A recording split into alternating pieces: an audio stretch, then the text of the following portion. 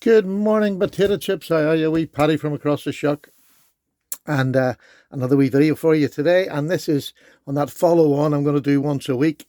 My favourite blade shapes, and well, not my favourite. I'm just going to show what I've got in the certain blade shapes. You can tell by the amount that clip points are probably my favourite to look at. I just love a clip point. It just, oh, just it sets my wee heart racing.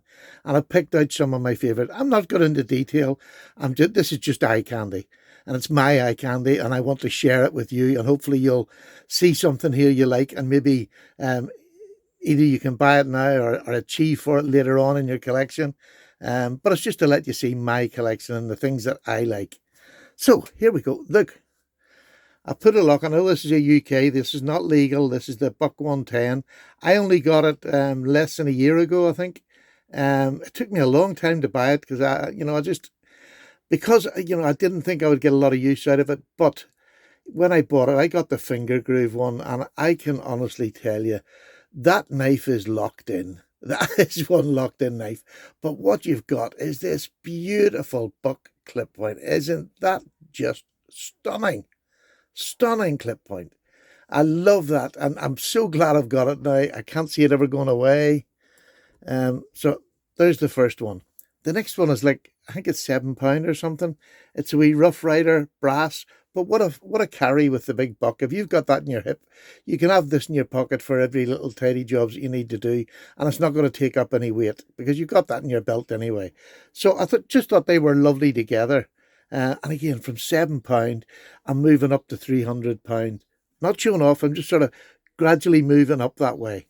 They're not in strict price order, but these top half are my favourites, and these bottom halves are my nearly favourites because I love them all. The next one is Twisted Assisted. There's them boys up there. They brought this out this year, the traditional knife, just simply they're traditional, and a stunning clip point. Not particularly thin behind. This is a working knife. You can tell by the size of it. And it's a slip joint, full four fingers with a really good, sturdy clip point blade that doesn't come down too thin. It's going to allow you to do some work and not worry about poking into anything. Beautiful knife. And again, this is in the 30s. Here's another one in the 30s. This is the Arthur Wright and Sons. This is their not their basic, maybe one up from it. But this is in the 30 odd pounds. Just look at that clip point. Now, remember this one because 30 odd pound, and look at that beautiful. This is, these are handmade traditional knives, whereas some of them are not handmade. They're, done in large factories in large numbers. This is handmade, you know, by artisans in the UK. Arthur Wright and Son, one of the oldest companies, still making a fantastic knife now. Since the new owners took over, Ashley and Michael, they have just absolutely blown it away. They have really upped their game, and they brought Arthur Wright back into the you need to buy me now. Beautifully finished knife, even the handle, beautifully finished. And there's one of my favourites. This is a Shatton Morgan. This is a Queen cutlery. Queen made this, but look at that clip. Is that not just beautiful? With the stag, it is just a classy knife. And that beautiful bulbous end on it. It's just, it's that Lanny's clip sort of shape. Just so comfortable in the hand. Fat, rugged, ready to go to do work. Now, then we're going to go to Germany, and here's a Boker. And I'm going to show these two together just so as you can see. Boker are making some fantastic knives, but there's always that debate, are they as good as GEC? In my opinion, they're not. Their workmanship is fantastic, but they leave certain details off. Look at the grind of the knife here. Look where it comes down to the ricasso here. There's a little V cut in, which is a perfect sharpening notch, which you can extend if you want, but it's there, it's in the right place. No smile on the blade. That makes this knife so clean. Look at that. It's a beautiful little knife. It's quite, I think it's 3 inches closed. It's just stunning little knife with a clip point. Look at that long pull and that swedge. Now, when I put it beside the Boker, You can see down here at the ricasso, look at the smile already at the bottom here. They have a nick, but I don't know why they even bothered, because they missed it by miles. But you can see there's a smile coming on already. And how much of the blade did they take off? Look at that. I mean, you're missing sort of that much blade to fill that out. And I think that's the sort of mistakes that Bokar need to rectify before they can even be considered. Otherwise, their fit and finish is absolutely perfect. But that's really important. And look, instead of a swedge, with nearly all Bokar knives I've noticed, they don't put a forward swedge. And to me, it just looks like it's like a blade that's not been finished. Whereas that with a beautiful swedge and a proper full long neck makes this GEC an absolute for the price you're paying is very similar, probably more for the Bokar, to be honest. But I just think GEC finish off much better than Bokar, and that's all I'm saying. This knife is every bit as good as this knife, without a shadow of a doubt, in use and fit and finish.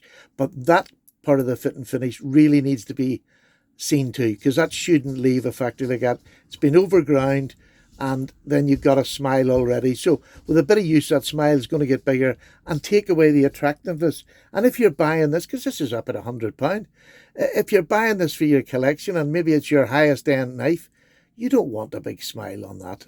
So I can fix that by just making the groove bigger. And that's what I will do, because of hand sharpen as well. I will do that when I get round to it. I'm going to blunt it first, and then I'll do it after that. I don't carry my knives an awful lot to get them blunted. Here is another absolutely stunning tailor's eye witness. If you've been on my channel, you've seen this. This burl, the back spine, everything about it, handmade by Lee Wright. Absolutely stunning knife. High polish, really, and the bolsters on these. Look at them bolsters. Is that not just beautiful? That's like architecture to me. It just looks stunning. Absolutely love it. Expensive, you're talking up to 150, 170, depending on what the batch they're coming in. Now, here is one of the makers that I just love. This is Ashley Harrison. This is the son of the father and son that own Arthur Wright and Son. Ashley is a custom maker in his own name. He made this, he actually put this up on Instagram for sale, and I managed to be first there and buy it. This is wood, dyed green wood. It is just to die for. It really is. Every time you turn it and look at it, you can see a different facet in the wood. It is beautiful. And look at that blade. Is that not just gorgeous? That's a clip point and a half. And it is a clip. I wouldn't call that a drop point. To me, that's a clip point. But again, look at how neat and tidy it's done here. Now, I can extend that, but at the minute, it's sitting perfect.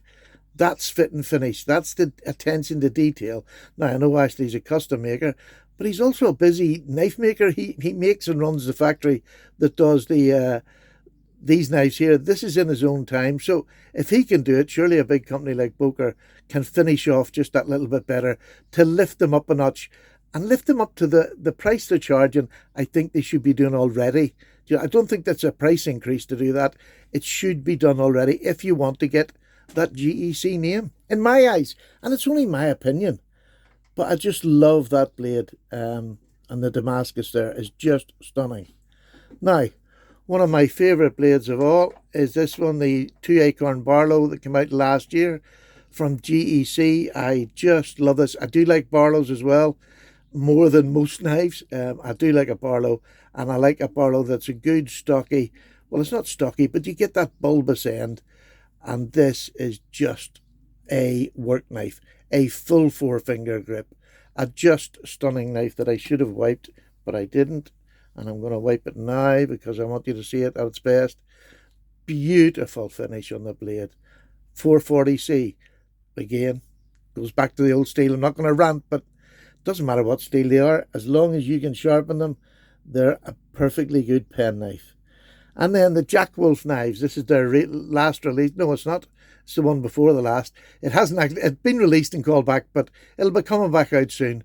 This is a stunning all-round just clip point. Look at that.